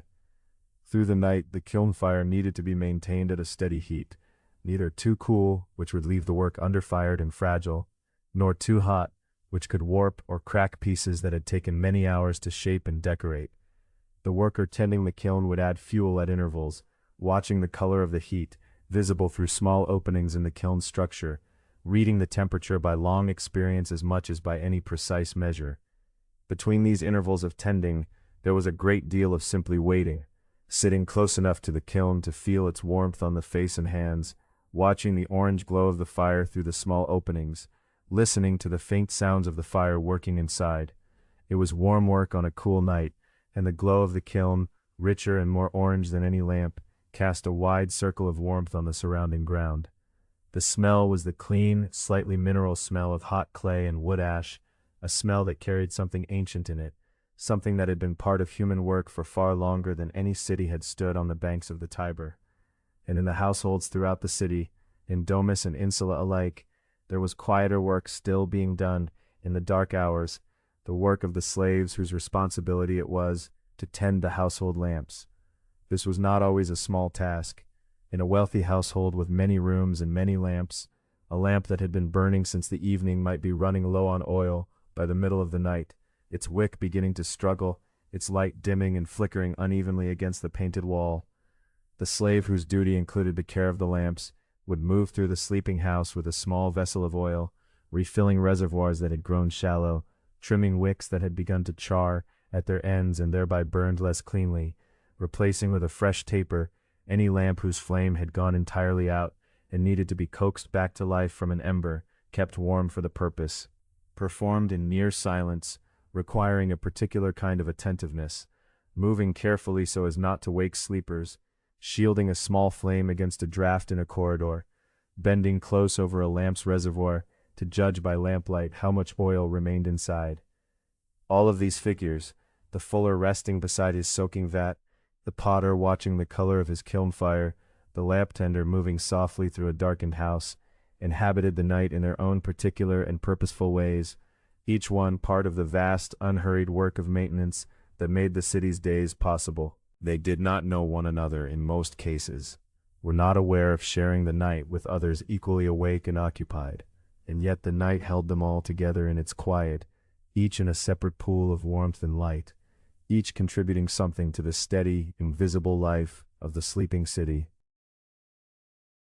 Not everyone who moved through a Roman city after dark was stationed in one place, bound to a single lamp or a single task.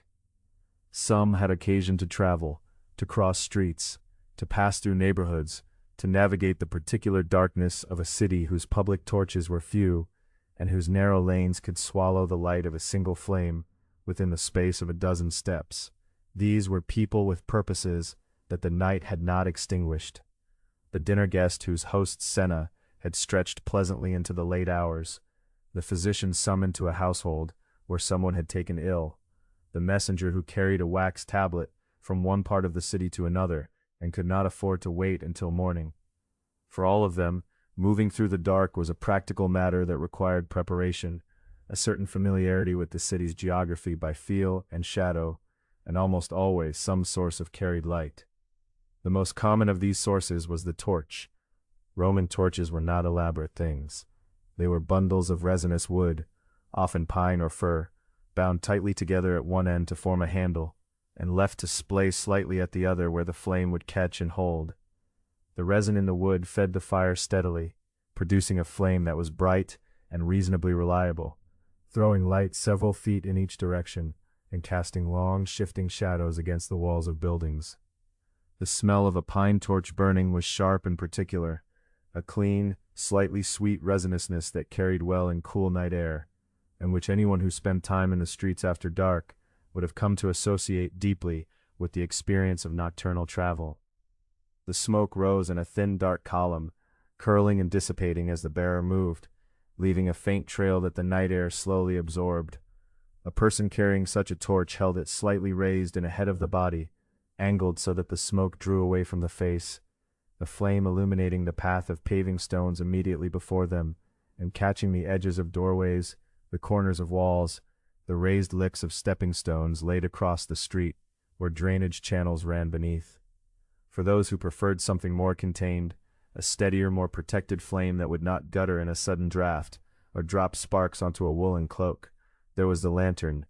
Roman lanterns were often made of bronze, elegantly simple in their construction, a cylindrical or box-shaped frame of cast or hammered metal, with a small oil lamp or candle fixed inside, and the sides fitted with panels of translucent material, to allow the light to pass through while shielding the flame. The most common of these translucent materials was thin scraped horn, which had been soaked and pressed flat until it became almost clear, admitting a warm, slightly amber-colored light. Some lanterns used panes of oiled linen stretched across the frame, which admitted less light but served adequately, and in later periods thin sheets of a crystalline mineral sometimes served the same purpose. The light that came through these lanterns was softer and more diffused than the open flame of a torch, casting a gentle radius around the carrier and lending the surrounding street a quality of hushed intimacy, as though the lantern and its bearer existed briefly in their own small world, surrounded on all sides by the blue-gray dark of the city's sleeping hours. Wealthier travelers, and in particular those who went out to dinner at the homes of friends or patrons and knew they would be returning well after dark, often made arrangements for additional light in the form of a link boy, a hired attendant, usually a young slave or a free boy working for a modest sum, whose entire purpose was to walk ahead of the traveler, carrying a torch or lamp, lighting the way and allowing the person following to move with greater confidence through streets they might otherwise have found difficult to read. The term most associated with these figures in later historical reference is drawn from the Latin word for the torch itself,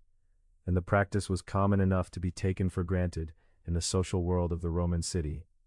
A dinner guest, leaving a fine house in the Palatine or Aventine neighborhoods, would wait at the doorway while the host doorkeeper organized a lamp or torch, and a link boy would present himself, torch already lit, ready to lead the way. Walking behind such a figure through the nighttime streets was an experience with its own particular sensory texture. The torch ahead cast moving light over the uneven surface of the paving stones, revealing the large basalt blocks that form the main streets and the narrower, rougher ground of the side lanes, the mortar between them worn into shallow channels over decades of foot traffic and cartwheels. The shadows thrown by the torch moved constantly as the link boy walked, so that doorways seemed to breathe, and the corners of buildings stretched and contracted with each step. Overhead, where the buildings on either side rose to 2 or 3 stories, the upper windows were sometimes lit from within, a lamp placed on a sill, or the faint glow of a brazier visible through a wooden shutter left slightly ajar, and the light from these windows fell in soft rectangles on the paving stones below, overlapping occasionally with the torchlight from street level to create a richer, more complex illumination. The effect was not quite darkness and not quite light, but something in between, a navigable dimness in which shapes and distances were legible to anyone whose eyes had adjusted, and who moved with the patience the night required. The smells of the street at night were different from those of the day. Without the press of bodies and the heat of the sun, the dominant scents were cooler and more elemental. The smell of damp stone where water had collected in low places, the faint residue of the day's commerce, spilled oil, crushed herbs, the lingering traces of food from tabernae now shuttered and silent, and beneath all of it, the persistent mineral smell of the city itself, the stone and plaster and old timber that formed its substance. The torch added to this its own resinous thread, and where the streets narrowed between tall buildings, the smoke would hang briefly before dispersing, giving the air a brief warmth that was not unpleasant. A physician called out at night moved through these same streets with a similar arrangement, a slave or hired attendant carrying a lamp, the physician following with whatever case or bag of instruments the situation required. The urgency of the errand did not necessarily quicken the pace dramatically, because the streets offered the same uneven surfaces and the same degree of darkness, regardless of the nature of one's purpose, and moving carefully was simply the condition of nocturnal travel. A messenger crossing the city had perhaps the most workmanlike relationship with the night, familiar with certain routes, accustomed to the particular geography of given neighborhoods, often carrying a small lantern rather than a full torch for the sake of convenience, moving with the efficient, unhurried steadiness of someone to whom the task was entirely habitual. In all of these cases, what strikes the imagination most gently is the degree to which moving through the Roman night was a quiet, even meditative experience. The streets that were so full of sound and motion through the hours of daylight were now largely given over to the steady work of the supply carts and the slow patrols of the Vigiles, and a person traveling on foot moved through something that felt genuinely hushed, genuinely still, in spite of the fact that the city around them was alive with sleepers and workers, and the distant creak of cart axles somewhere in another street. The small circle of torchlight or lantern glow that surrounded the traveler and the link boy ahead of them made the darkness beyond feel soft rather than threatening, a vast and quiet thing that held the city gently in its hours of rest. The paving stones passed underfoot one by one, the buildings slid past on either side, and the flame moved steadily forward through the dark, warm and purposeful, until the familiar doorway appeared, and the journey through the night came quietly to its end. The Roman night was not, in the understanding of those who lived within it, an empty or merely physical thing. It was inhabited, not in any way that produced unease, but in the way that a house is inhabited by its family, quietly, warmly, with a sense of presence that required no proof and asked for no particular attention. The gods did not withdraw when the sun descended. They remained, as they always had, woven into the fabric of the city and the household, and the darkness that settled over Rome each evening settled over a world that was, in this most ordinary and deeply felt sense, watched over. The most visible expression of this sacred continuity was the flame that burned in the Temple of Vesta, at the foot of the Palatine Hill, near the edge of the Forum. That flame did not go out at nightfall, nor at any other hour. It had been tended for centuries before the imperial period, and would be tended for centuries more, maintained through every watch of the night by the Vestal virgins who lived in the long, pollinated residence beside the temple. These women, chosen in childhood and bound to their service for 30 years, kept a rotation through the night hours as they did through the day, so that at no moment was the fire left without a keeper. The temple itself was small and circular, its roof open at the center to allow the smoke of the sacred flame to rise unobstructed toward the sky, and in the deep hours of the night it would have glowed with a soft, steady light that was visible to anyone passing through the Forum below, a small, unwavering point of warmth in the center of the sleeping city, like a lamp left burning in a window to welcome someone home. The meaning of that flame, to the Romans who passed beneath it and prayed beside it and understood it as the hearth of the city entire, was not separate from its physical reality, but inseparable from it.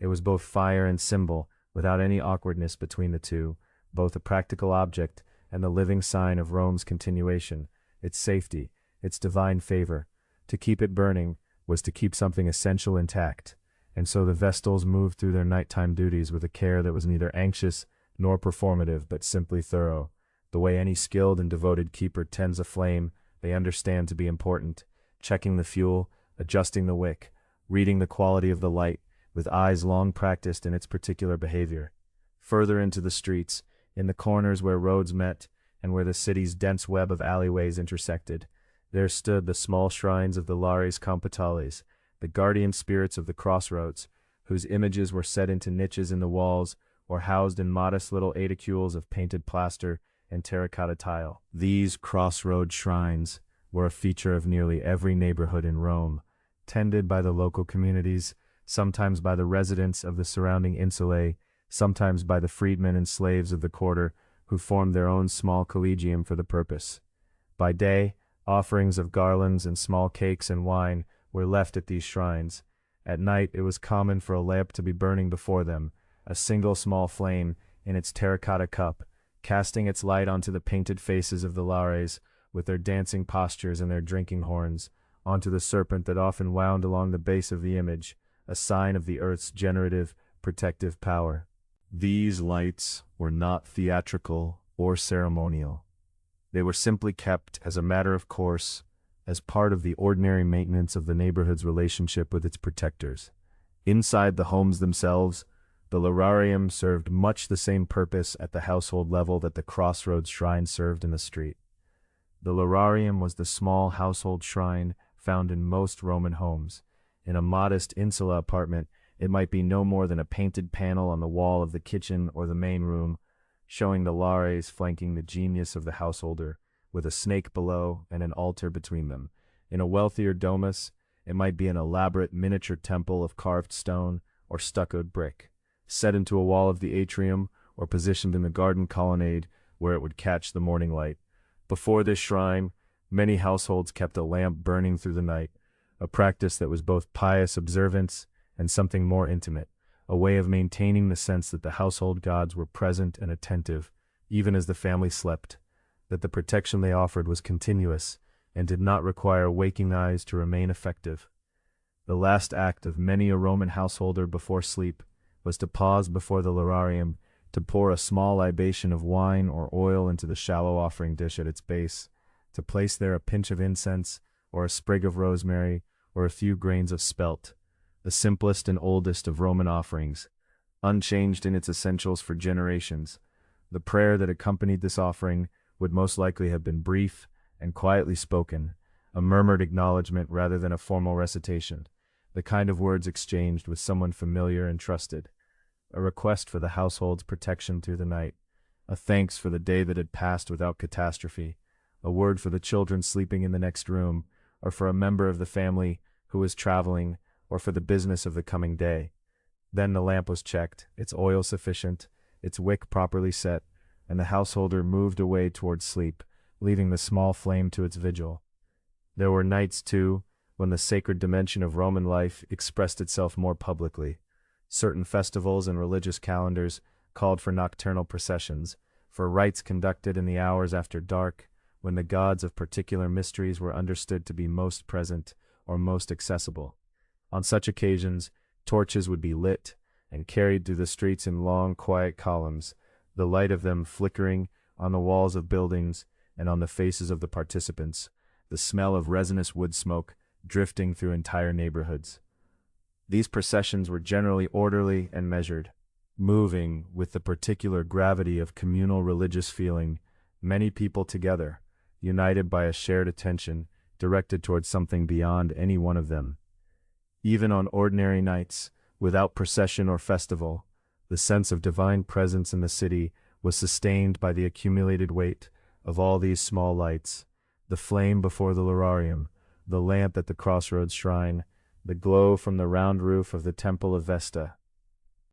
Across the entire city, in apartment blocks and wealthy houses, and temple precincts and neighborhood corners, these flames burned on through the watches of the night, each one a quiet statement of the same fundamental understanding, that the darkness was not absence, but presence, that the gods who governed the city's life did not sleep, and that their attention, steady and benevolent as the light of a well-tended lamp, rested on the sleeping thousands without interruption, from the last hour of dusk to the first pale brightening of the sky before dawn. It was a deeply comforting way to understand the night. The city, for all its size and complexity, was held. The flames burned. The watch continued, both human and divine. And in the apartments and houses and workshops, beneath all the familiar sounds of a city in its quieter hours, the sleepers rested within that holding, trusting the darkness as people trust the walls of a house they have known for a long time, not thinking about it at all, simply resting within it, while the night moved slowly and gently toward its end. There comes a point in the Roman night, somewhere in the long passage between the third and fourth watches, when the city arrives at something very close to complete stillness. The carts that filled the streets in the earlier hours have moved on to other quarters, or completed their deliveries and withdrawn, their drivers resting the oxen in stable yards near the city gates. The narrow lanes that rang earlier with the creak of wooden axles and the shouts of men navigating amphora-laden wagons through tight corners have fallen quiet. The paving stones empty now, slicked faintly with the dew that settles each night on stone and tile. The bakeries are still at work, the millstones turning, the ovens holding their deep, steady heat, but even that work has found its rhythm, and the sounds it makes are absorbed into the general silence rather than cutting against it, the way a stream sounds not loud, but simply present when everything around it has grown quiet. The city breathes. That is perhaps the truest way to describe these deepest hours. Across the hills and valleys of Rome, in the warrens of the Subura, and the quieter streets of the Aventine, in the great apartment blocks whose upper floors hold sleeping families stacked one above another like birds in a cliff face, many thousands of people draw breath and release it slowly in the dark, The sound of that breathing is not audible from any single point, and yet it shapes the quality of these hours in a way that is felt rather than heard. A warmth underlying the night air, a kind of low and continuous presence that belongs to the city as much as the smell of warm stone or the distant murmur of water. The fountains speak more clearly now than at any other hour. All through the day they were submerged in the noise of the city, the calls of vendors, the rumble of foot traffic, the arguments and laughter and clatter of 10,000 daily transactions. And in the evening hours there were still enough people moving through the streets that the fountains remained just one element among many. But in these deep hours, the water has the streets largely to itself, and its sound carries through the empty lanes with a quiet authority. A courtyard fountain somewhere off the Via Sacra sends its thin, clear note through an archway and across the pavement. A neighborhood basin, fed by one of the great aqueducts whose water travels many miles to arrive at this unremarkable stone trough, spills its constant overflow into a channel, and away. The water has been doing this all night, all day, every day, without interruption. In the deep hours it is easiest to hear how continuous that work truly is. From the roof of a temple on the Capitoline, an owl calls once and then falls silent. The sound travels a considerable distance in the still air, through the narrow gap between two insulae, into a courtyard where a dog raises its head briefly from its sleeping place on a stone step, ears shifting, then settles again. Somewhere farther away, from the direction of the Tiber perhaps, another dog answers at length and then falls quiet as well. These small sounds do not disturb the night so much as they mark it, the way a single reed brushing another reed marks the surface of a still pond without breaking it. They pass through the darkness and are absorbed, and the silence that follows each one feels, if anything, a little deeper than before. A small group of them, 4 or 5 men from one of the cohorts responsible for the Trans-Tiberum district, make their way along a street where the buildings press close on either side, and the strip of sky visible above is thick with stars. Their footsteps are unhurried, each man's sandals finding the familiar uneven surface of the paving stones without difficulty, navigating the slight crown of the road and the drainage channels at its edges as naturally as they navigate the rooms of their own homes. One of them carries a small lamp in a bronze holder. Its flame does not gutter in this still air but burns upright and steady, casting a warm circle of light on the stones around them, and sending their shadows in long, slow shapes up the walls of the buildings as they pass. They move without speaking much.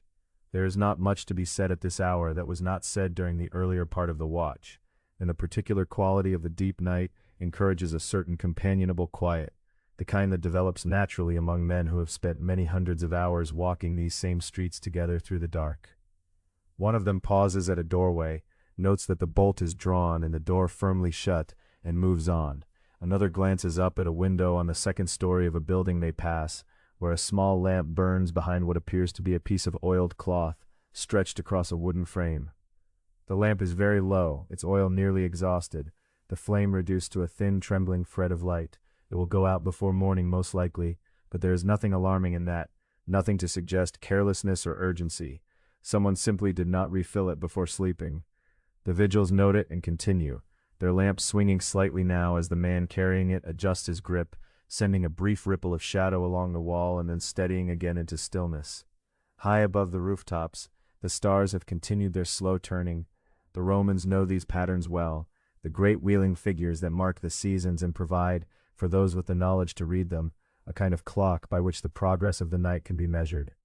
Certain configurations appear only in summer, others only in the cold months, and the heliacal risings and settings as particular stars are tied to agricultural rhythms, to the planting and harvesting of grain, to the timing of voyages across the sea. In the deep hours of a summer night, the stars that arc across the gap between the roof lines of the insulae are sharp and numerous, the air clear enough that even faint ones are visible, and the slow rotation of the whole vast arrangement proceeds with the same unhurried patience that it has always proceeded, indifferent to the particular night or city below, but not, the Romans feel certain, indifferent to the people within it. In the apartment blocks, most of the lamps have gone out by now. A few still burn, the lamp at a lararium that is meant to burn through the night, the lamp of someone who woke an hour ago and has not yet returned to sleep, the lamp of a freedman who works odd hours and has not yet come home. but the majority of windows are dark, and the buildings sit in their darkness quietly, the sounds from within them reduced to the faintest impressions: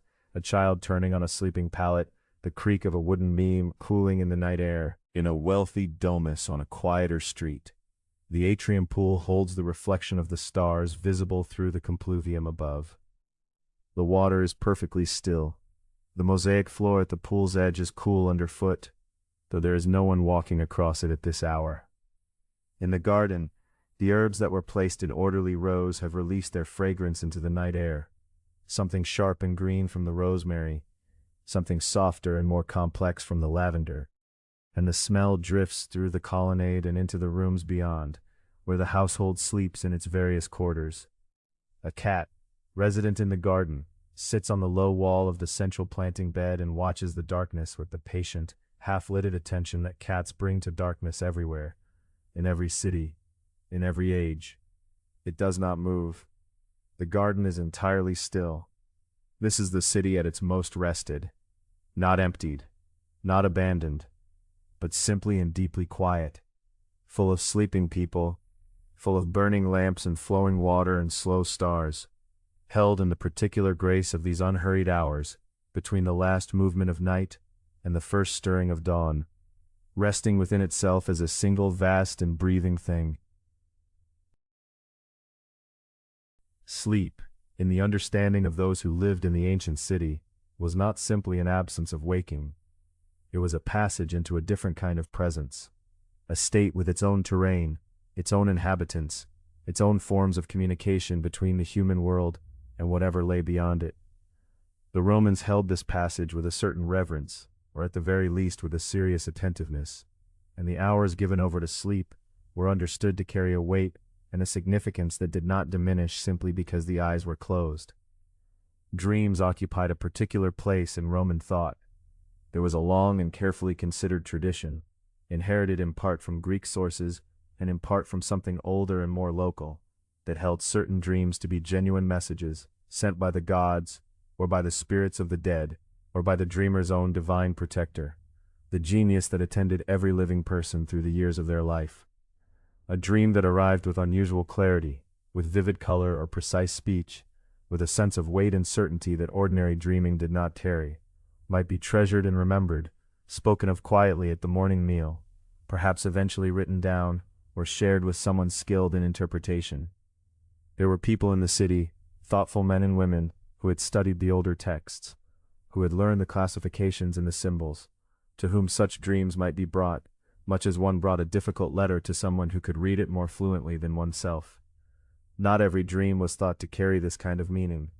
The ancients distinguished carefully between the dream that was merely the residue of the day's concerns,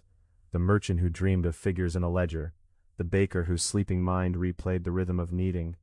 and the dream that seemed to arrive from somewhere else entirely, unbidden, luminous, and strange. The first was simply the mind processing what it had gathered. The second was something to be attended to with care. This distinction was not unique to Rome, but it was taken seriously there, woven into the texture of daily religious life, in the same quiet way that the lamp before the lararium was tended each evening, as a matter of ordinary devotion. The physical arrangement of sleep varied considerably across the many levels of the city's life, as so many things did, and yet in all its arrangements there was a similar quality of preparation, a gathering inward, a setting aside of the day's work, a settling of the body toward rest. In the modest rooms of the freedman or the laborer, sleep came on a pallet laid directly on the floor, or raised only slightly on a simple wooden frame. The stuffing of such a pallet was most commonly straw, packed into a linen or undyed wool casing, and over the course of a season of use it would compress and shift, and carry the particular warmth of the body that rested on it each night. A wool blanket folded once would cover the sleeper, and in the cooler months a second blanket or a heavy cloak laid over the first would suffice. The room was small, and the warmth of several bodies close together, of a brazier that had been banked but not entirely extinguished, of plaster walls that had absorbed the day's heat and were slow to release it, made such spaces snug in their own way.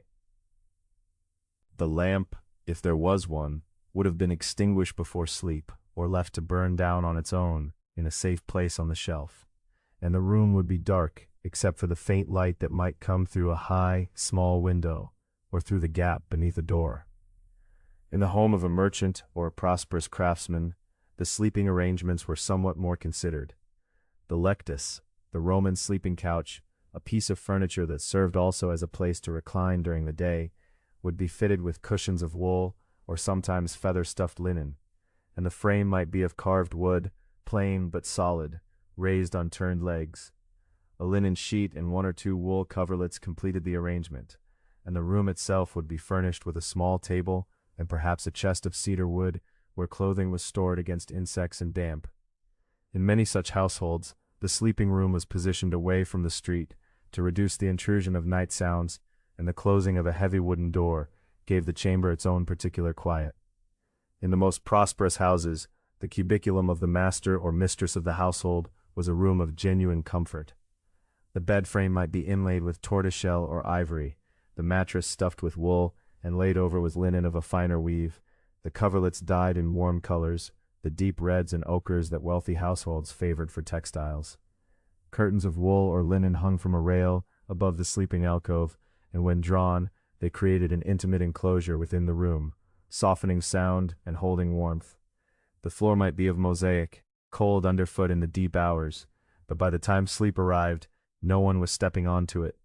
A small lamp might burn all night in such a room, placed in a niche in the wall where its flame could not touch anything flammable, its light reduced to the faintest amber glow, just enough to make the room something other than total darkness for a sleeper who might wake and need to move through it.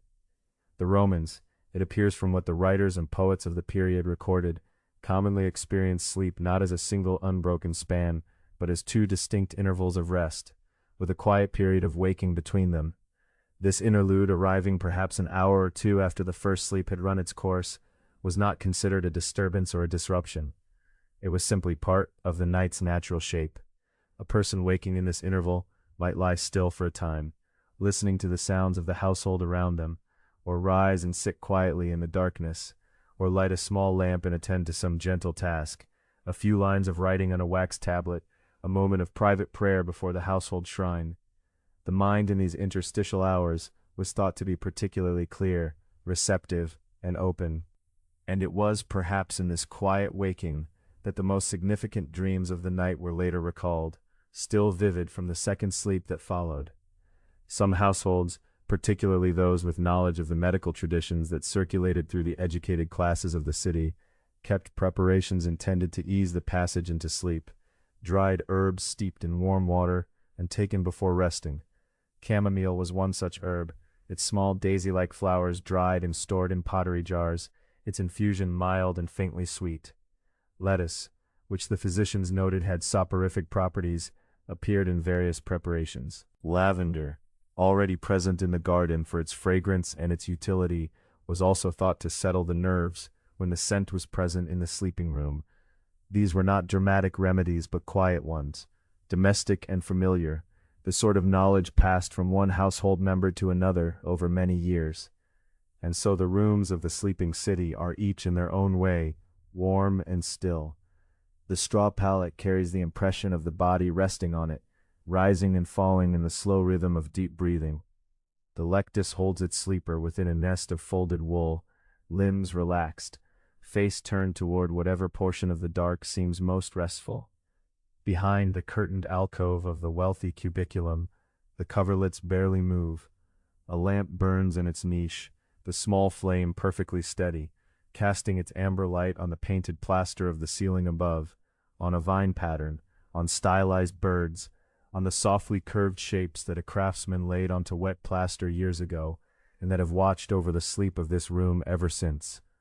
The night rests in each of these spaces in the same way, with the same unhurried patience. The dreams, whatever they carry, move through the sleeping minds like slow water, quiet and continuous, and the city outside breathes on around them all. There comes a moment in the very last portion of the night when something shifts, almost imperceptibly, in the quality of the darkness itself. It is not yet light, not even close to light, and yet the deepest density of the night has passed. The way a breath held for a long time is eventually quietly released. The stars over the rooftops of the city are still fully visible, still sharp against the black of the sky, and the streets below them are still wrapped in their familiar dark. But something in the air has changed. A faint coolness moves through the city that was not there in the middle hours, carrying with it the particular stillness that belongs only to the time just before the world begins again. The supply carts, which have been moving through the streets since well after sunset, are beginning their gradual withdrawal. The heaviest loads were delivered long before this to the grain stores and the warehouse districts near the river, and now the remaining vehicles are making their final passes through the narrower streets, axles creaking softly under loads that are lighter than they were at the start of the night. A driver sits hunched on the bench of his cart, his cloak pulled close, guiding his oxen through a lane that was fully dark 2 hours ago and remains nearly so now. The animals know the way well enough. These routes have been walked many hundreds of times, and they move with the plodding, patient rhythm that has carried them through the whole of the long night. The lantern hung at the front of the cart swings very gently with the motion of the wheels over the paving stones, sending small arcs of light across the walls of the buildings on either side. In a little while, this cart will pass through one of the outer gates of the city. The driver will water his animals at a trough, and both the man and the oxen will rest through most of the day that is now slowly beginning to form in the east.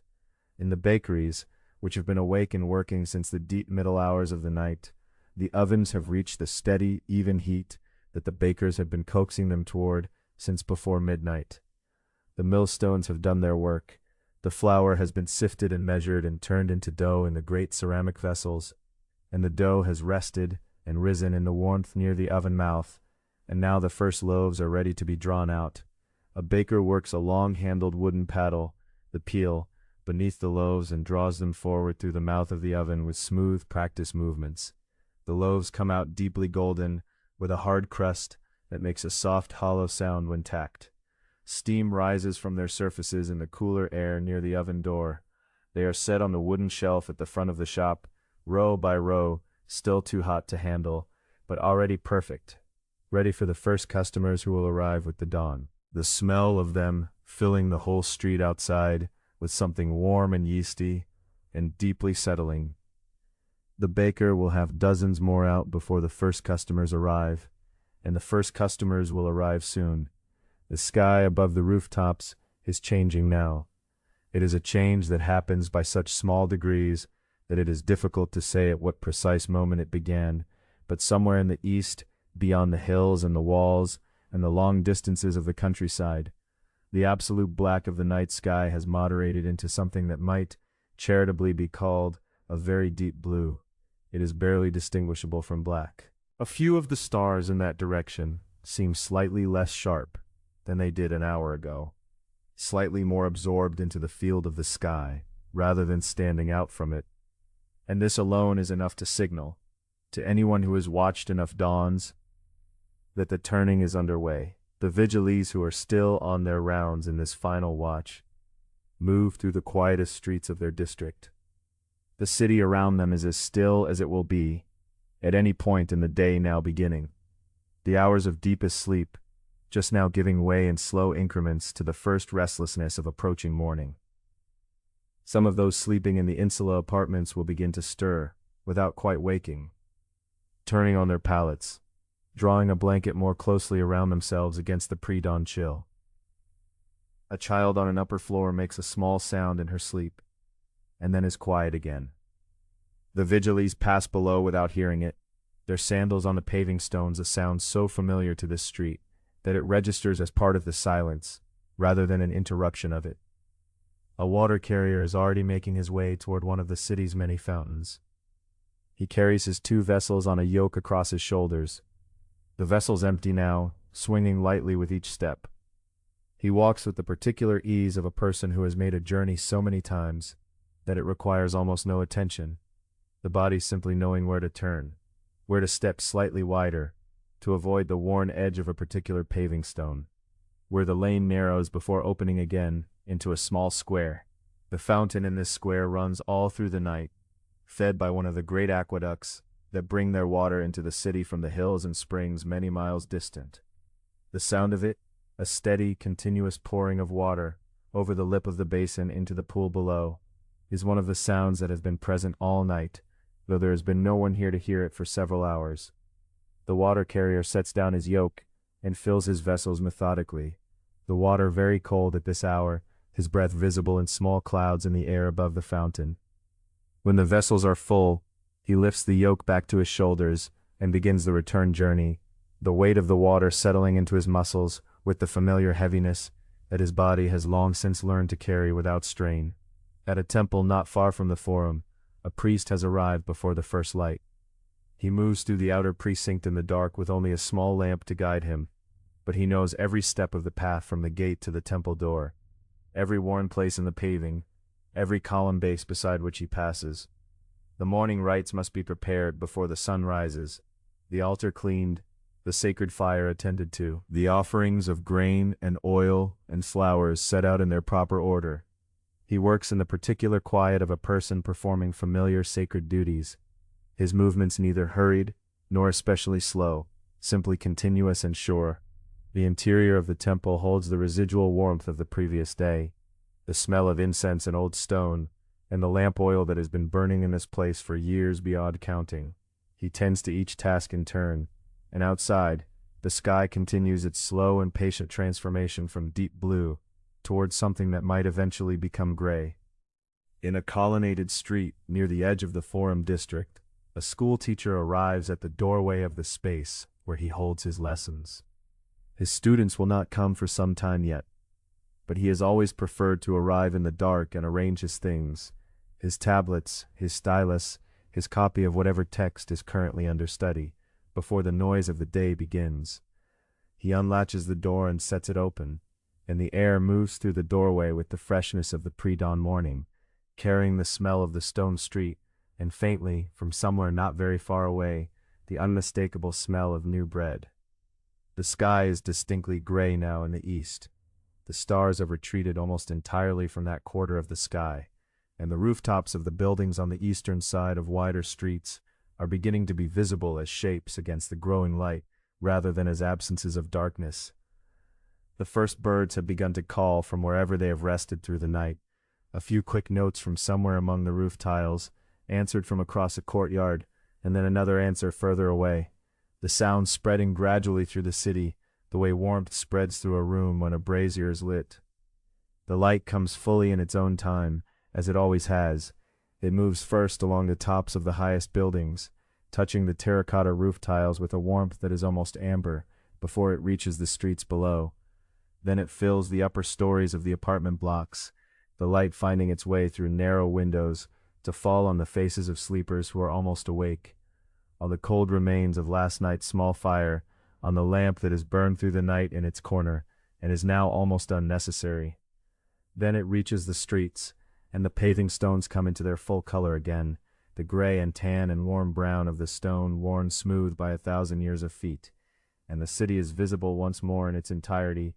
its fountains and temples and bakeries and narrow lanes and wide forums, whole and continuous and unchanged from the night before, ready to begin again.